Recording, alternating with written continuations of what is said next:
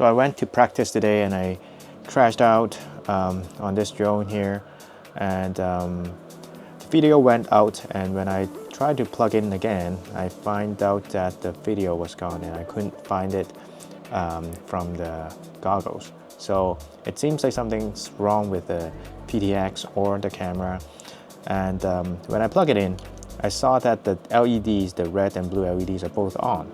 So technically, with the blue light on, it means that the camera is all right, and if the red light on, it means that the VTX is working.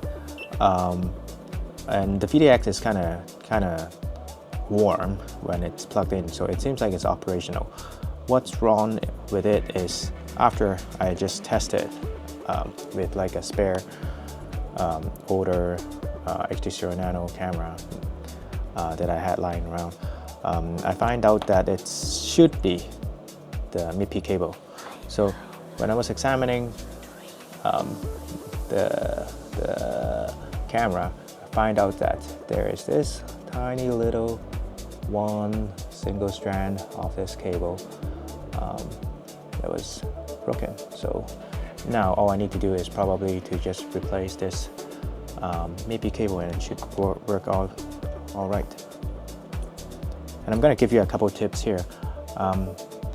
So a lot of people are worried about flying very expensive VTX because, you know, if you crash and if you did something really bad, you're going to lose a whole set of camera and VTX, and they are expensive there.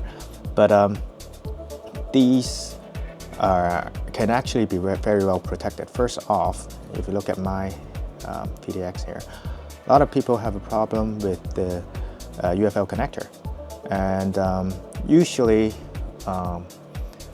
like when you get the VTX, let me open up a new VTX and I'll show you.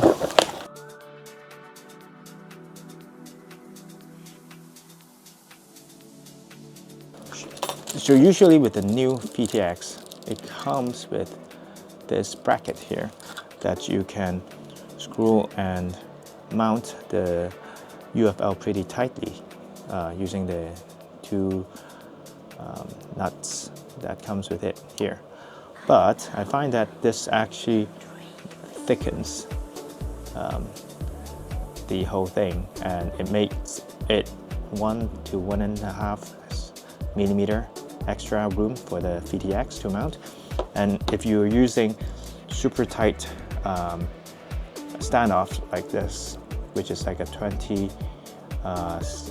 millimeter standoff and maybe a 1.5 millimeter nut down there, so with a total of like 21.5 space here, you're going to want all the extra room you need to avoid any kind of, you know,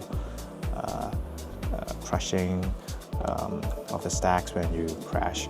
So what I did is to have just one screw going in, and it should kind of go up to the height of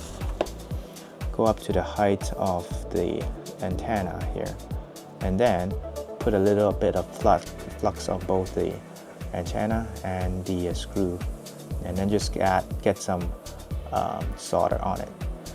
And if you have like a, you know, like a, how many, like 6 centimeter ish or 5 centimeter long antenna cable here, and it should actually be able to either tuck behind this firmware update port here, or it should go around on the outside, which is perfectly fine because the props would never really hit this area here. So that's tip number 1. Second, tip number 2 is the UFL cable that goes into this spot here. Usually when I break it, it's usually the little wires that gets exposed at the very end here and here. So what I did with the VTX end here is I used a tape like this tape. I just use, you know, a tiny bit of it like this, just wide enough to cover the connector like this. and basically it just covers most of this, these little strands here.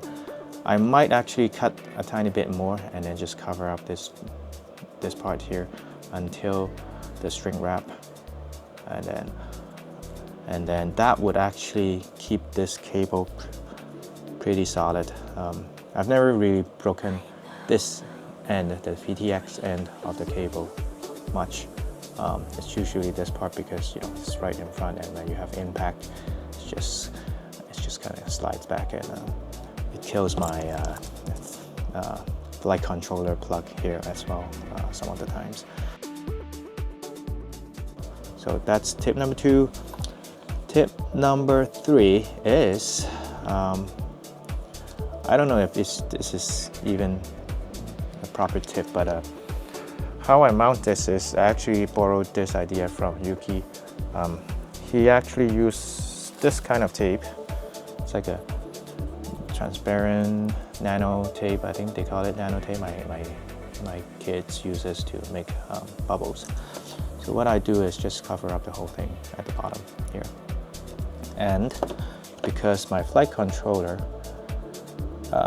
goes all the way down, so this stack screw is a 18 millimeter stack screw, and I don't need the full length. Technically I only need 16, but a little bit, because it's a little bit over the top here, we would have the tape under the VTX and have it stuck just through the holes, kind of like this. Oh wait, kind of like this. So you would see the screw through the mounting holes here, and what's good about this is, at least when you crash and your prop is spinning, sometimes it just hits some of the little rocks and stuff and sand, and the debris would kind of go into your stack and kind of mess up some of your components. So if you have this tape, this whole tape going all the way covering the bottom of it, it would basically protect this whole thing, all the electronics that goes into here. The top, you already have a lot of wires and stuff over it, so I usually just leave it that way. So those are all the tips I have for building your drone with the HDZero VTX. This goes for both the Whoop Light as well as the V3 VTX. Thank you. Hope you like it.